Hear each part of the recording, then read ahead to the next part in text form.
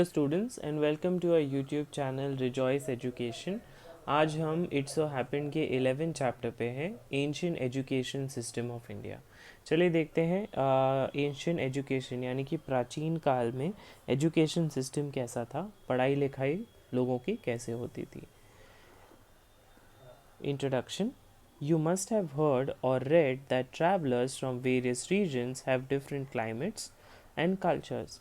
आपने कहीं पे पढ़ा होगा या फिर सुना होगा कि ट्रैवलर्स जो हैं, जो ट्रैवलर का मतलब है जो यहाँ वहाँ ट्रैवल करते हैं फ्रॉम वेरियस रीजन्स, अलग अलग प्रांतों से, जहाँ पे अलग अलग क्लाइमेट यानी कि जैसे गर्मी सर्दी ऐसे क्लाइमेट्स होते हैं, वैसे अलग अलग क्लाइमेट से ट्रैवल करते हैं और जिनकी बोल अलग अलग होते हैं वो इंडिया विज़िट करते हैं। जो बाहरी देश में रहते हैं वो इंडिया विज़िट करते हैं फ्रॉम अर्ली टाइम्स, बहुत समय से वो विज़िट कर रहे हैं। To them India was a land of wonder. उनके लिए इंडिया क्या था? Land of wonder. Land of wonder यानी कि बहुत ही ऐसी जगह जहाँ पे बहुत ही ज़्यादा उसकी हिस्ट्री है और काफ़ी कुछ सीखने मिलता है। The fame of Indian culture, wealth, religions, philosophies, art, architecture as well as its education practices. तो ऑथर कह रहे हैं कि फेम यानी कि बहुत ज़्यादा लोग जान पहचानते हैं इंडिया के कल्चर को, उसकी वेल्थ को, वेल्थ यानी कि धन दौलत को, रिलीजन जो है, फिलोसॉफी जो है, आर्ट, आर्किटेक्चर और एजुकेशन प्रैक्टिसेस। एजुकेशन इंडिया में कैसे मिलता था प्राचीन काल से, ये बहुत सारे लोग उत्सुक रहे हैं इसे जानने के लिए। Had spread far and wide. Had spread far and wide का मतलब है स्टूडेंट्स बहुत ही अलग अलग प्रांतों में ये चीज़ें बताई गई है। The education system of ancient times was regarded as a source for the knowledge. और जो एजुकेशन सिस्टम था जो प्राचीन काल का था, वॉज रिगार्डेड का मतलब है डिक्लेयर किया गया था कि वो सोर्स फॉर नॉलेज है। ट्रेडिशंस एंड प्रैक्टिसेस, जो ट्रेडिशन पुराने ज़माने में फॉलो होते थे और जो प्रैक्टिसेस होते थे that guided and encourage humanity. Guided and encourage humanity का मतलब है जो यही सारी चीज़ें सिखाई जाती थी इंडिया के एजुकेशन सिस्टम में कि कैसे लोगों की सहायता की जाती है और कोई भी ज्ञान कैसे लोगों को बेनिफिट देता है। चलिए देखते हैं स्टूडेंट्स आगे क्या होता है। ओके स्टूडेंट्स, अब हम पेज नंबर 90 पे है। Salient features of ancient education system. From the time of Rigveda onwards our ancient education system evolved over a period. तो ऋग्वेदा से जब हमारा एजुकेशन आया था तो हमारा एंशियंट एजुकेशन सिस्टम तब से इवॉल्व यानी कि प्रखरित हुआ है। तब से लेकर अब तक काफ़ी चेंजेस हुए हैं। And focused on the holistic development of the individual. Holistic का मतलब है ओवरऑल। ओवरऑल मत यानी कि by taking care of both the inner and the outer self. अंदर और बाहरी जीवन कैसे जीना है वो एजुकेशन, इंडियन एजुकेशन सिस्टम में सिखाया गया था। The system focused on the moral, physical, spiritual and intellectual aspects of life. ये जो सिस्टम था वो मॉरल यानी कि एथिक्स, उसूल, physical, spiritual and intellectual aspects of life को सिखाता है। It emphasises on values such as humility, trustfulness, discipline, self reliance and respect for all creations. Emphasise का मतलब है फोकस करता है उन वैल्यूज़ पे जैसे ह्यूमिलिटी, इंसानियत, ट्रूथफुलनेस, सच बोलना, discipline,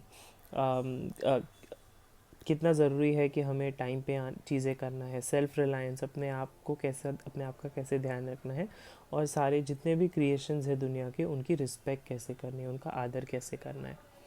students were taught to appreciate the balance between human beings and nature. Students को ये सिखाया गया कि कैसे हमें अप्रिशिएट करना है balance between human and nature. Teaching and learnings followed the tenets of Vedas and Upanishads, fulfilling duties towards self. So ये जो teaching थी और ये जो learning थी वो सारे tenets of Vedas, tenets यानी कि छोटे छोटे branches थे वेदास के और उपनिषद्स के। fulfilling duties towards self, fulfilling duties मतलब अपने प्रति रिस्पॉन्सिबिलिटी, अपने फैमिली के प्रति रिस्पॉन्सिबिलिटी और अपने सोसाइटी के प्रति responsibility. thus encompassing all aspects of life। encompassing का मतलब है सारी चीज़ें इसमें कवर करना, खुद की, अपनी फैमिली की और अपनी सोसाइटी की का ध्यान रखना। Education system focus both on learning and physical development. Education system learning के ऊपर भी फोकस करता है और अपने आप की फिजिकल पर्सनालिटी को कैसे डेवलप करता है वो भी सिखाया गया था। In other words the emphasis was on healthy mind and healthy body. तो एम्फोसिस यानी कि सबसे भार दिया गया था हेल्दी माइंड और हेल्दी बॉडी के ऊपर।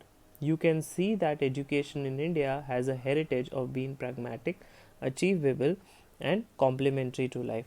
तो यहाँ पे ऑथर कह रहे हैं स्टूडेंट्स की एजुकेशन सिस्टम इंडिया का हैज़ अ हेरिटेज मतलब प्राचीन काल से प्रैग्मेटिक का मतलब है एकदम रियलिस्टिक, अचीवेबल का मतलब है हम उसे पा सकते हैं, एंड कॉम्प्लीमेंट्री का मतलब है सहज लोगों के लिए।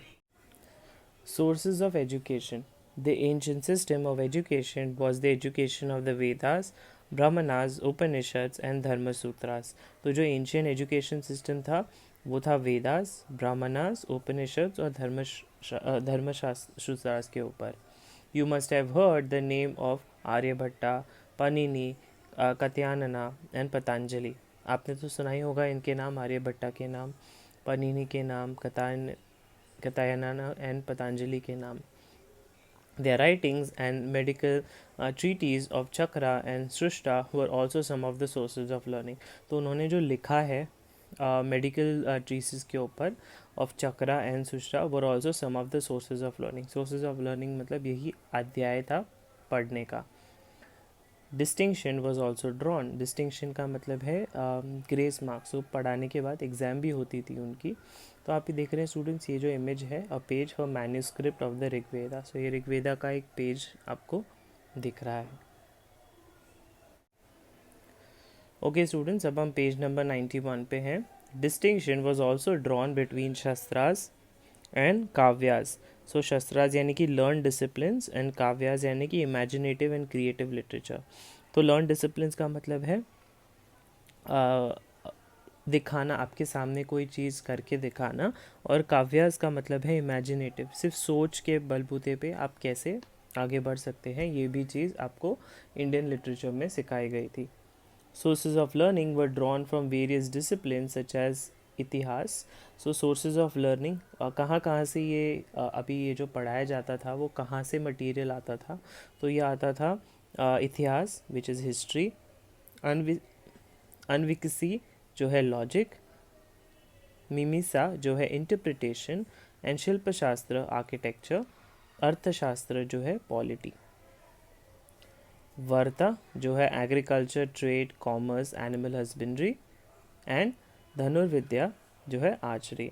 तो स्टूडेंट्स ये सारे सोर्सेज थे एजुकेशन के, जहाँ पे आप देख रहे हैं visual mapping of the various disciplines encompassed in the Vedas. तो ये सारे जो वेदास में जो जो चीज़ें आज हम पढ़ रहे हैं वही चीज़ें पुराने ज़माने में भी पढ़ाई जाती थी। Okay, physical education too was an important curricular area and pupils participated. So physical education भी एक बहुत ही important curricular area था, यानी कि पढ़ाई का क्षेत्र था, जहाँ पे pupils यानी कि students पार्टिसिपेट करते थे इन क्रीड़ा यानी कि गेम्स, रिक्रिएशनल एक्टिविटीज़, व्यायाम प्रक्रिया जो है एक्सरसाइज, धनुर्विद्या जो है archery for acquiring martial skills. तो आर्चरी भी सिखाया जाता था उस टाइम पे, धनुर्विद्या, and yoga sadhana, training in the mind and body. तो योगा भी सिखाया जाता था उस टाइम पे। Okay, among others the gurus and their pupils work conscientiously together to become proficient in all aspects of learning. तो यहाँ पे बताया जा रहा है गुरु और जो उनके स्टूडेंट थे वर्क कंसेंटियसली का मतलब है बहुत ही कठिनाइयों से वो दोनों पढ़ते थे और दोनों एक दूसरे का साथ दे के पढ़ते थे। ठीक है, जो शिष्य होता था वो काफ़ी ध्यान से सुनता था गुरु जो कहते थे, उसे कहते हैं conscientiously together to become proficient in all aspects of learning. Proficient का मतलब है perfect in all aspects of learning. In order to assess pupils' learning, शस्त्रहार learn debates were organise. Assess का मतलब है उनकी अंडरस्टैंडिंग को समझने, जो जो सिखाया जाता था उनकी अंडरस्टैंडिंग को समझने के लिए, जैसे आपके एग्ज़ाम्स होते हैं उस ज़माने में क्या होता था, Shastraratra, J learn debates were organized. Pupils at an advanced stage of learning guided younger pupils. So pupils यानी कि जो बच्चे बड़े होते थे, एडवांस स्टेज ऑफ लर्निंग में होते थे, वो छोटे बच्चों को, यंगर बच्चों को पढ़ाते थे. There also existed the system of peer learning, like you have group or peer work. और वहाँ पे कैसा था, तभी वो peer learning का मतलब है ग्रुप स्टडी भी होता था, जैसे अभी हमारे यहाँ पे अभी ग्रुप स्टडी होता है. Okay, ancient education system of in India, a way of life. In ancient India, both formal and informal ways of education system existed. In ancient पुराने ज़माने में formal और informal तरीके थे education system existed. exist का मतलब है चलता था. Indigenous education was imparted at home. Indigenous education का मतलब है जो पढ़ाई आपको सिखाई जाती है, वो पढ़ाई सब जगह पे सिखाई जाती थी. घर पे सिखाई जाती थी, टेम्पल्स में सिखाई जाती थी, पाठशालाज में सिखाई जाती थी, टोल्स में सिखाई जाती थी, चतुष्पदीज एंड गुरुकुल, ये सारी जगह पे वही एजुकेशन सबको दिया जाता था. There were people in homes, villages and temples who guided young children in imbibing pious ways of life. तो वहाँ पे लोग होते थे घरों में, गाँव में, टेम्पल में, जो यंगर बच्चों को इम्बाइबिंग का मतलब है पढ़ाना, ठीक है, पढ़ाते थे. पाइयस वेज ऑफ लाइफ, सही जीवन जीने का सही तरीका, ये उन्हें सिखाते थे. Temples were also the centers of learning and took interest in the promotion of knowledge of our region system. जो temples थे वहाँ पे students, वो भी center of learning थे बहुत सारे बच्चों के लिए. और उन्होंने भी काफ़ी, जो temple के अंदर काम करते थे वो भी काफ़ी interest लेते थे knowledge promote करने के लिए उस ज़माने में. Students went to viharas and universities for higher education. Students कहाँ जाते थे उस टाइम पे, विहारा एंड यूनिवर्सिटी जाते थे उच्च पढ़ाई के लिए, हायर एजुकेशन के लिए. Teaching was largely oral and students remember and meditated upon what was taught in the class. So teaching was largely oral and students remembered and meditated upon what was taught in the class. जो भी पढ़ाया जाता था वो सारी चीज़ें वो बोल के बताते थे. Okay students, अब हम पेज नंबर 92 पे हैं. Gurukuls, also known as ashrams, were the residential places of learning. So Gurukul, जिनको आश्रम भी कहा जाता था, वो residential places होते थे पढ़ाई लिखाई के लिए. Many of these were named after the sages. और बहुत सारे आश्रम्स हैं, उनका नाम sages के नाम से जोड़ा जाता था. sages यानी कि स्टूडेंट जो सारी दुनिया की मोह माया त्याग देते हैं और जो साधु संत बन जाते हैं, उन्हें sages कहते हैं. Situated in forest in serene and peaceful surroundings. और ये सारे जो गुरुकुल रहते थे वो फॉरेस्ट पे रहते थे. इन सीरीन का मतलब है शांतता, और पीसफुल का मतलब है काफ़ी हेल्दी एनवायरनमेंट, सराउंडिंग्स यानी कि वातावरण आजू बाजू का काफ़ी अच्छा रहता था. Hundreds of students used to learn together in gurukuls. बहुत सारे स्टूडेंट्स आते थे जो गुरुकुल में पढ़ाई करने आते थे. Women too had access to education during the early Vedic period. और वुमेन को भी एक्सेस था. एक्सेस यानी कि वो एजुकेशन जो पढ़ाया जाता था वैदिक पीरियड में, वो खुद पढ़ सकते थे. Among the prominent women Vedic scholars, we find reference to Maitreyi, Vishwambara, Apala, Gargi and Lopamudra, to name a few. Prominent का मतलब है promising students. Among the prominent women Vedic scholars, तो women Vedic scholars कुछ उनका नाम दिया है Maitreyi, Vishwambhara, Apala, Gargi and Lopamudra. During that period, the gurus and their shishyas lived together, helping each other in day-to-day life. तो उस दौरान गुरु और शिष्य साथ में रहते थे और एक दूसरे की हेल्प, एक दूसरे की मदद करते थे. The main objective was to have complete learning, leading a disciplined life. तो उनका मेन ऑब्जेक्टिव रहता था complete learning, leading a disciplined life, and realising one's inner potential. Realising one's inner potential का मतलब है अपनी क्षमता जो है उसका व्याकरण करना. Students lived away from their homes for years together till they achieve their goals. Students वो काफ़ी अलग रहते थे अपने घर से, दूर रहते थे सालों तक, जब तक वो अपने जो गोल उन्होंने सेट किए हैं वो अचीव कर ले. The Gurukul was also the place where the relationship of the Guru and Shishya strengthened with time. तो गुरुकुल एक ऐसी जगह थी जहाँ पे गुरु और शिष्य का जो रिलेशनशिप था, जो संबंध था, वो काफ़ी स्ट्रेंथन यानी कि घट्ट हो जा रहा था. While pursuing their education in different disciplines like history, art of debate, law, medicine, etc. सो जब परसुइंग देयर एजुकेशन का मतलब है सीखना, जब वो ये सारी चीज़ें सीख रहे थे, अलग अलग टॉपिक्स, डिसिप्लिन्स का मतलब है topics, like history, art of debate, debate मतलब अगर दो लोग एक चीज़ को नहीं मानते हैं तो उस चीज़ को कैसे बातचीत करके सुलझाना हो, law, medicine. The emphasis was not only on the outer dimensions of the discipline but also on enriching inner dimensions of the personality. So emphasis का मतलब है प्रभाव सिर्फ outer dimension पे नहीं होता था, यानी कि हम बाहर कैसे दिख रहे हैं, लेकिन enriching inner dimensions of the personality का मतलब है लेकिन अंदर हम कैसे दिख रहे हैं, अपने कार्यभान में झांक के जब हम देखें तब हम अपने अंदर कौन से बदलाव ला रहे हैं अपने पर्सनालिटी के अंदर, वो सारी चीज़ें भी सिखाई जाती थी. ओके हम अभी भी पेज नंबर 92 पे ही है. Many monasteries viharas were set up for monks and nuns to meditate. Monastery का मतलब है ऐसी जगह बनाई जाती थी जहाँ पे मंक और नन मेडिटेट करते थे, डिबेट करते थे and discuss with the learned for their quest for knowledge. और जो लोग डिस्कस्ड विद द लर्न का मतलब है जो ऑलरेडी ये सब चीज़ें सीखे हुए हैं उनसे वो सीखते थे for their quest for knowledge. और क्वेस्ट का मतलब है जान पहचान. ओके जो क्वेस्ट का मतलब है भंडार, जो नॉलेज का भंडार उनके पास था वो उनसे सीखते थे. Around these viharas other educational centres of higher learn developed.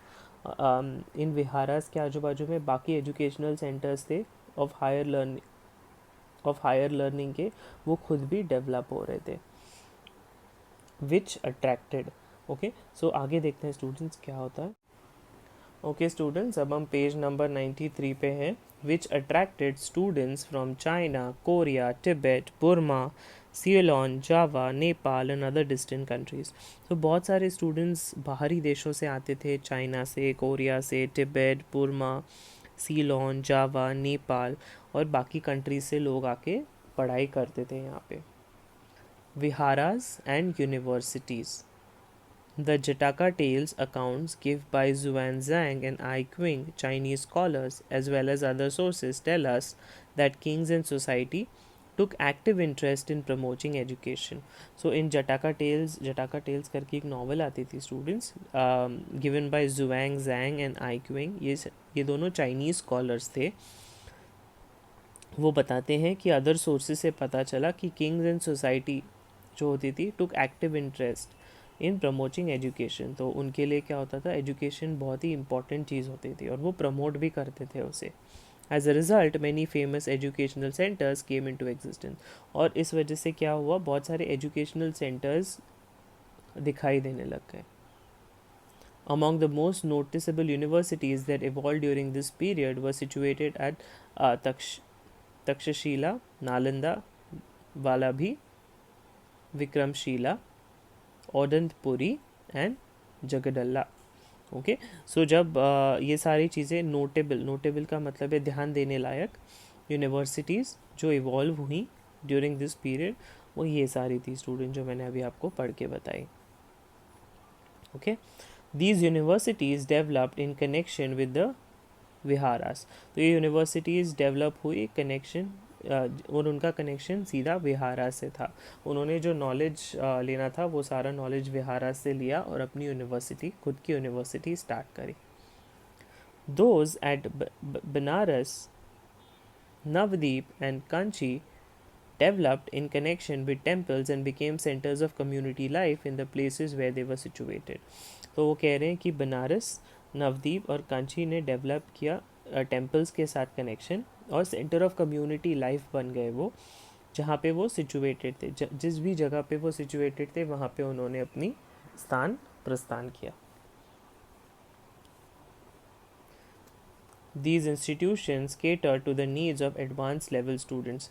ये institutions क्या करते थे, cater का मतलब है देना, needs of advance level students. So basic level के लिए तो ऑलरेडी पढ़ाई थी, लेकिन एडवांस लेवल स्टूडेंट्स की पढ़ाई का ध्यान ये रखते थे। Such students joined the centers of higher learning and developed their knowledge by mutual discussions and debates with renowned scholars. तो वो कह रहे हैं कि ये सारे स्टूडेंट्स ने centre of higher learning and development join किया और अपना जो नॉलेज था, जो बेसिक लेवल पे था, वो एडवांस लेवल पे लेके गए। और mutual discussions and debates with renowned scholars, और कैसे उनका नॉलेज एक लेवल ऊपर गया, डिस्कशन करके उन स्कॉलर से, डिबेट करके उन स्कॉलर से। Not only this, there was also occasional summoning by a king to a gathering in which the scholars of the country of various viharas and universities would meet, debate and exchange their views. यहाँ पे कहा जा रहा है कि occasional summoning का मतलब है गैदरिंग ऑफ पीपल। सो कभी कभी क्या होता था कि किंग क्या करते थे, स्कॉलर्स को इनवाइट करते थे अपने टेरिटरी में, और जो विहारा से थे एंड यूनिवर्सिटीज़ को इनवाइट करते थे। वो मिलते थे, डिबेट करते थे और अपने विचारों का आदान प्रदान करते थे, exchange their views. In this section we will give you glimpses of 2 universities of the ancient period. और यहाँ पे हम क्या करेंगे, 2 यूनिवर्सिटीज़ का ग्लिम्स देंगे जो एंशिएंट पीरियड में काफ़ी अच्छे थे। These universities were considered amongst the best centers of learning in the world. तो universities were considered to be the best centers of learning in the पूरी दुनिया में सबसे famous थे वो। These have been recently declared heritage sites by the United Nations Education, Scientific and Cultural Organization UNESCO. UNESCO ने declare किया कि ये सारे हेरिटेज साइट्स हैं। हेरिटेज मतलब प्राचीन काल के साइट्स हैं। ओके स्टूडेंट्स, अब अभी भी पेज नंबर 93 पे हैं। चलिए देखते हैं पहला वाला कौन सा है, तक्षशिला और तक्षशिला। इन ancient times Takshashila was a noted center of learning, including religious teachings of Buddhism for several centuries. तो तक्षशिला जो था was center of learning था कई सालों तक, और वहाँ पे religious teachings of Buddhism सिखाया जाता था for several centuries तक ये चीज़ें सिखाई गई। It continued to attract students from around the world until its destruction in the 5th century CE. वो कह रहे हैं कि बहुत सारे स्टूडेंट्स आते गए वहाँ पे, देश और दुनिया से आते गए, until it was destruction। और डिस्ट्रक्शन का मतलब है जब तक वो तहस नहस नहीं हुआ 5th century CE में। It was known for its higher। तो चलिए देखते हैं आगे क्या होता है। ओके स्टूडेंट्स, अब हम पेज नंबर 94 पे हैं। It was known for its higher education and the curriculum comprises the study of ancient scripts, law, medicine, astronomy, military science and the 18 shilpas और आर्ट्स। तो यहाँ पे उनका करिकुलम जो था वो एंशिएंट स्क्रिप्चर्स थे, law, medicine, astronomy, military science, ये 18 शिल्पास और आर्ट्स, ये सारी चीज़ें वहाँ पे तक्षशिला में पढ़ाई जाती थी। Takshashila became famous as a place of learning due to its teachers' expertise। और वो इसीलिए फेमस हुआ क्योंकि वहाँ के टीचर्स काफ़ी ज़्यादा एक्सपर्ट थे। Amongst its noted pupils were in the legendary Indian grammarian Panini। और उनमें से जो सीखे हुए कुछ स्टूडेंट्स थे वो लेजेंडरी इंडियन ग्रामेरियन में थे, पनीनी में उनका नाम था। यहाँ पे आप देख रहे हैं postage stamp of Indian grammarian Panini. He was an expert in language and grammar and authored one of the greatest works on grammar called Ashtadhitya, Ashtadhyayi Jeevika. Okay तो उनको एक्सपर्ट माना गया था ग्रामर का, एंड उन्होंने एक बुक भी लिखी थी ग्रामर के ऊपर called Jeevika, Ashtadhyayi. One of the most renowned physicians in ancient India. तो उनको बहुत ही रिनाउंड का मतलब है जाने माने। And Chakanya, also known as Kautilya, a skilled exponent of statecraft। ठीक है, और बेसिकली स्टेटक्राफ्ट का मतलब है the skill of governing a country. तो चकन्या को भी माना जाता था कि वो एक पूरी कंट्री को संभाल सकते हैं, उनके अंदर वो एक स्किल था। बोथ स्टडीड हियर, उन दोनों ने तक्षशिला से ही पढ़ाई करी थी। Students came to Takshashila from Kashi, Kosala, Magadha, and also from other countries. In spite of the long and arduous journey they had to undertake. Students बहुत ही अलग अलग प्रांतों से यहाँ पे आते थे पढ़ाई करने के लिए. In spite of the long and arduous, arduous का मतलब है टायरिंग, थका देने वाली जर्नी होती थी, लेकिन फिर भी वो आते थे क्योंकि उन्हें वहाँ पे पढ़ाई करनी होती थी. Takshashila was an ancient Indian city which is now in northwestern Pakistan. अब वो northwestern पाकिस्तान में है. It is an important archaeological site and the UNESCO declared it to be a World Heritage Site in 1980. और यूनेस्को ने declare किया कि वो एक वर्ल्ड हेरिटेज साइट है 1980 में. Its fame rested on the university where Chakanya is said to have composed his अर्थशास्त्र. और यहाँ इस पर्टिकुलर यूनिवर्सिटी में चकन्या ने कंपोज किया, बनाया अर्थशास्त्र को. Archaeologist Alexander Cunningham discovered its ruins in the mid 19th century. Alexander Cunningham ने अपने रूइंस को डिस्टिंक्ट किया मिड 19th सेंचुरी में. ओके, अभी भी हम पेज नंबर 94 पे हैं. Role of a teacher. Teachers had complete autonomy in all aspects from selection of students to designing their syllabi. So teachers को complete autonomy का मतलब है freedom था कि वो अपने students को select करें और अपना खुद का curriculum syllabus बनाए. When the teacher was satisfied with the performance of the students, the course concluded. जब teacher satisfy होते थे performance के students के, तो वो course complete हो जाता. concluded का मतलब है समाप्त होना. ओके स्टूडेंट्स, अब हम पेज नंबर 95 पे हैं. He would admit as many students as he liked and taught what his students were keen to learn. वो जितने स्टूडेंट्स हो सके उतने एडमिट कर पाते थे. उनकी पसंद और नापसंद से वो पढ़ाते थे जो स्टूडेंट्स को पसंद आता था. Debate and discussion were the primary methods of teaching. Teachers were assisted by there advance level students. और डिबेट और डिस्कशन एक मेथड था जिससे पढ़ाया जाता था और टीचर्स को असिस्ट किया जाता था एडवांस लेवल स्टूडेंट्स से. असिस्ट का मतलब है सहायता, उनको मिलती थी एडवांस लेवल स्टूडेंट्स से. दूसरी यूनिवर्सिटी का यहाँ पे जिक्र किया है स्टूडेंट्स, वो है Nalanda university. Nalanda, when Zhang Huang visited it, was called Nala and was a center of higher learning in various subjects. तो जुआन जैंग ने जब विज़िट किया तभी वो नालंदा यूनिवर्सिटी को नाला कहा जाता था और centre of higher learning in various subjects. अलग अलग सब्जेक्ट्स का centre of higher learning Nalanda university थी. The university attracted scholars from the different parts of the country as well as the world. So university attracted यानी कि इतने बड़ा नाम था यूनिवर्सिटी का, तो स्कॉलर्स अलग अलग प्रांतों से वहाँ पे आते थे. The Chinese scholars I Qing and ज़ैंग Zang visited Nalanda in the 7th century CE. तो ये जो चाइनीज़ स्कॉलर्स थे आई क्विंग एंड जुआन जिंग नालंदा में विज़िट करे थे 7th century में. They have given vivid accounts of Nalanda. Vivid accounts of Nalanda का मतलब है उन्होंने अच्छे से पढ़ाई करी नालंदा में. They have noted that as many as 100 discourses happened on a daily basis. उन्होंने नोटिस किया कि 100 डिस्कोर्सेज यहाँ पे इस यूनिवर्सिटी में हो रहे हैं in a variety of disciplines through the methods of debate and discussions. और अलग अलग डिसिप्लिन में ये हो रहे हैं डिबेट और डिस्कशन के ज़रिए. Xuanzang himself became a student of Nalanda to study yoga शास्त्र. उन्होंने योग शास्त्र पढ़ने का सोचा और वो खुद स्टूडेंट हो गए नालंदा यूनिवर्सिटी के. He had mentioned that the chancellor of Nalanda, Shilabhadra, was the highest living authority in yoga. उन्होंने एक चीज़ मेंशन करी कि chancellor of Nalanda Shilabhadra, he was the highest living authority in yoga. इसका मतलब है स्टूडेंट्स उनके तरह योगा किसी और को नहीं आता था पढ़ाना. The course of study offered by Nalanda University covered a wide range.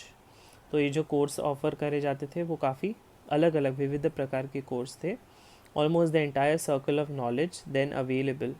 जो भी नॉलेज अवेलेबल था दुनिया में वो सारी चीज़ें नालंदा में सिखाई जाती थी. Students at Nalanda studied the Vedas and were also trained in fine arts, medicine, mathematics, astronomy, politics and the art of welfare. So students of Nalanda ने वेदास की पढ़ाई करी और बहुत सारी ऐसी चीज़ें सिखाई गई जो मैंने अभी मेंशन करी students. Okay. The ancient Nalanda was a center of learning from the 5th century to 12th century. 5th century से 12th century तक नालंदा एक सेंटर ऑफ लर्निंग था. Located in present day Rajgir, Bihar, India. Nalanda was one of the oldest universities of the world, and UNESCO declared the ruins of Nalanda Mahavira a World Heritage Site. और UNESCO ने नालंदा महावीरा को world heritage site declare किया, and it is one of the oldest universities जो राजगीर बिहार में located है. The new Nalanda University is envisated as a center of inter-civilization dialogue. अभी की जो न्यू नालंदा यूनिवर्सिटी है, एनविसगेटेड का मतलब है उनकी उसकी जान पहचान centre of inter civilisation dialogue से माना जाता है. ओके स्टूडेंट्स, तो अब हम पेज नंबर 96 पे है. Role of community. At that time, knowledge was considered sacred and no fee was charged. Knowledge was considered sacred का मतलब है काफ़ी नॉलेज की पूजा करी जाती थी, और फ़ी या चार्ज कोई लिया नहीं जाता था. Contribution towards education was considered the highest form of donation. उस टाइम पे हाईएस्ट फॉर्म ऑफ डोनेशन होता था contribution towards education. All members of the society contributed in some form or the other. और सोसाइटी के सारे members, ऊंचे या नीचे जात के कोई भी हो, वो सारे कॉन्ट्रीब्यूट करते थे कुछ ना कुछ तरह से. Financial support came from rich merchants. Financially पैसे का जो सपोर्ट होता था वो रिच मर्चेंट से आता था, वेल्दी पेरेंट्स से आता था और सोसाइटी से आता था. Besides gifts of buildings, the universities receive gifts of land. So gifts of buildings के बदले यूनिवर्सिटीज़ को लैंड गिफ्ट किया जाता था जहाँ पे पढ़ाई लिखाई हो सके. This form of free education was also prevailed in other ancient universities like Vallabhi, Vikramashila and Jagaddala. तो ये सारे प्लेसेस पे भी फ्री एजुकेशन मिलता था students. At the same time in the south of India, agraharas served as the centres of learning and teaching. और south India में agraharas was considered to be the learning and teaching का centre. South Indian kingdoms also had other culture institutions known as ghatika and Brahmaputri. तो south Indian kingdom, south India में भी बहुत सारे ऐसे cultural institutions थे, उनको घटिका एंड ब्रह्मपुरी बोला जाता था. A Ghatika was a center of learning including religion and was smaller in size. So Ghatika center of learning था, religion सिखाया जाता था वहाँ पे, और काफ़ी छोटा होता था, smaller in size. And Agrahara was a bigger institution, a whole settlement of learned Brahmins. तो अग्रहारा क्या होता था, एक बड़ा इंस्टीट्यूट होता था जहाँ पे वहाँ पे ब्राह्मण्स, लर्नड ब्राह्मण, जो ब्राह्मण लोग हैं जिन्होंने पढ़ाई लिखाई करी है, वो पढ़ाते थे. With its own powers of government, and उनकी खुद की गवर्नमेंट होती थी वहाँ पे, and was maintain by generous donations from the society. और वो मेंटेन कैसे होता था स्टूडेंट्स, यूनिवर्सिटी डोनेशन से, सो सोसाइटी उन्हें देती थी. Temples, mathas, Jain basadis and Buddhist viharas also existed at other sources of learning during this period. तो ये सारे जो मैंने मेंशन करे अभी, वो भी सोर्सेज थे लर्निंग के उस काल के दौरान. Continuation of Indian education system. The Indian education system continued in the form of ashrams, in temples and as indigenous schools. So education system तो चलता रहा in the form of ashram, temples and indigenous मतलब सार्वजनिक schools. During the medieval period, maktabas and madrasas became part of the education system. Medieval period मतलब 1990s और 20s में maktabas and madrasas became part of the education system. During the pre-colonial period, indigenous education flourished in India. Pre-colonial period के time पे indigenous सार्वजनिक school start हो गई थी. flourish का मतलब है आना. In India, this was an extension of the formal system that had taken roots early. और यही एक extension था जो formal education system पहले दिया जाता था उसी का. This system was mostly religious and spiritual of education. ये जो system था वो ज़्यादातर religious और spiritual form में ही आता था education. Tolls in Bengal, पाठशालाs in Western India, Chatuspadis in Bihar and similar schools existed in other parts of India. So tolls in Bengal, पाठशालास Western India में और चतुष्पादीज बिहार में, ऐसे कोई similar schools existed मतलब आना चालू हो गए इंडिया में. Local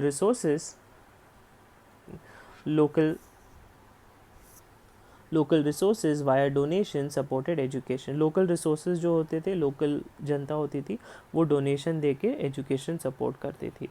References in text and memories inform that villagers also supported education in southern India. So references in text, so जो प्राचीन काल के जो टेक्स्ट और मेमोरियल्स थे, मेमोरियल्स यानी कि लिखी गई किताबों में बताया गया है कि विलेजर्स वहाँ के जो थे वो भी एजुकेशन को सपोर्ट करते थे सदर्न इंडिया में. As we understand, the ancient education system of India focused on the holistic development of the students. अभी हमें ये समझ में आता है कि ancient education system जो इंडिया का रहा है वो holistic मतलब overall development students के focus किया है, both inner and outer self. अंदरूनी ही नहीं लेकिन बाहर आप कैसे दिख रहे हो या कैसे अपने आप को प्रदान करते हो वो चीज़ें सिखाई गई है. Thus preparing them for life, अपने आप को लाइफ के लिए प्रिपेयर करना बताया जाता है.